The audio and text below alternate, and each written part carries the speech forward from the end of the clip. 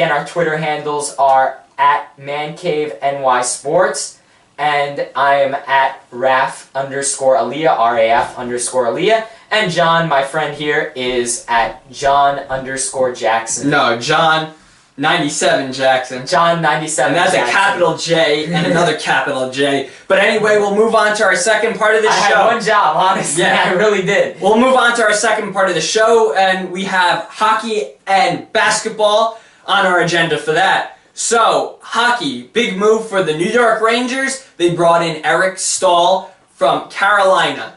Let's talk about that. Let's. Yeah. Yeah. So this just continues their theme of getting players to win now. That's the main thing when I want to talk about the New York Rangers. It's a very much a win now attitude. Absolutely. We're now 4 years straight without a first-round draft pick. This, we gave up a second-round draft pick. We might not even have a third-round draft pick, to be honest, if I'm to take a guess, or a fourth-round draft pick. But it's giving up a lot, honestly, when you see these prospects. They're pretty big names that we're giving up to get, but it all evens out. We get Eric Staal. Yeah. Playoff experience, I guess, if you want to say. It's a playoff experience that means the most. You could swing me either way. I could love it, and I could say, okay, good, now we have this playoff experience. Now we got to the Eastern Conference Finals without the playoff experience last year. Maybe we could go all the way this year. Yeah, or I could say, you know what, we're going to probably lose in the Eastern Conference Finals again, and now we're going to have older guys going into the last year of their contracts. You know, are we ever going to win a cup? Yeah.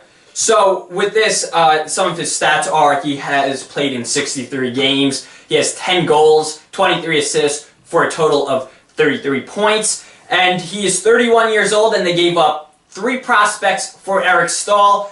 So right now, where does Staal stand among Rangers performers? Where would you put him? Where does Staal stand? Who would you compare him to? Well, you gotta compare him. I feel like 1 second. Don't know what's happening with that.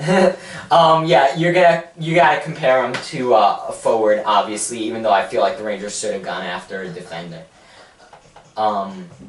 Technical difficulties. Yeah. On with the YouTube stuff. I'm going to keep talking, though, and if you're listening to this on Spreaker, good for you. Okay, we're back.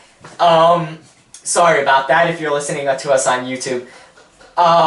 Yeah, we were just talking about Eric Staal. Who would I compare him to on the Rangers currently? Yeah, like a player. I'm not saying a position, I'm just saying talent level. Talent level. So it could be somebody who doesn't score goals. Okay, talent level. He's a veteran. Which is something that the Rangers do not have. Yeah. I'm going to go with talent level. He's definitely slower than Zuccarello. I guess I compare him to a more experienced Derek Stepan, to be honest, because he has that same style of play where he's a good passer and he gets himself into good positions to score, but he doesn't have that big amount of physicality and speed that, say, a Matt Zuccarello has. So I'm going to put him with that Rick Nash, Derek Stepan-esque player, in my opinion. And that's very much debatable because I think he really is a different player than the Rangers have been used to. Okay, so moving on, keeping it in hockey, the Islanders, didn't you want to talk about, they may be moving, they want out of the Barclays Center. Well, I don't know if I think they want out of the Barclays, and I honestly think the Barclays wants them out. I think it's a big consensus. Yeah, I mean, you've been to Islanders-Rangers game when they played at the Barclays, right? I was at the Barclays. And how is it for hockey? For somebody who hasn't been there? It's obviously, listen, it lives up to its reputation of not being hockey-friendly in certain areys. Yeah, much more basketball, right? Yeah, much more basketball-oriented. Mm-hmm. Just the way it's situated, it's a hockey rink is a lot smaller. You can't see certain parts of the ice because of the positioning. It's not hockey friendly, but it's not as big of a deal as people make it out to be. It's not. Yeah, I saw, and I went to pretty bad areas just to see, just to check it out, and really, it's not terrible. And you buy tickets there, you buy tickets in those seats. You're expecting that you're not going to see in certain areas. You know, it's like going to Yankee Stadium and sitting next to center field. you know you're not going to see left field if you're on the right field side, and you know vice versa. You know, it's just something you know. So I don't get the whole you know complaints about it, because I feel like you know what you're getting yourself into. But they definitely don't love it there. How could you? You're the Islanders. You're not the Brooklyns. Yeah, I know. Islanders, Long Island, emphasis. They have Long Island on their logo. So let's move on to basketball, but stay in the Barclays Center, the Nets. We bash them all the time for right reasons. They have been trashed this year based on their record. I believe they have 17 wins. I give thumbs down. However, they are a little bit better recently. In their last 10 games, they were 5-5 until they lost last night. They are now 5-6 in their last 11 games. Joe Johnson is not on the team anymore. They have parted ways with Joe. Yeah, I think he's on the that Heat, happened Miami Heat after now. our show last time. Yeah, so we thought it was worthy of mention. Shout outs to our newest. Our newest. We got another follower. We are now up to 97 on our Mancave Twitter. This is if news. you haven't followed us, do please us that favor. I mean, we're growing, and we would love if you guys would grow with us.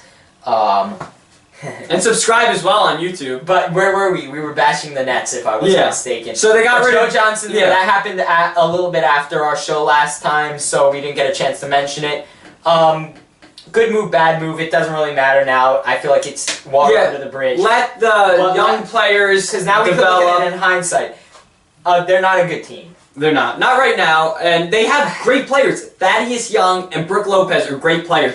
If you're going to compare them to the Knicks, like they're definitely the better team, the more positive team right now. Yeah. But that's saying a lot.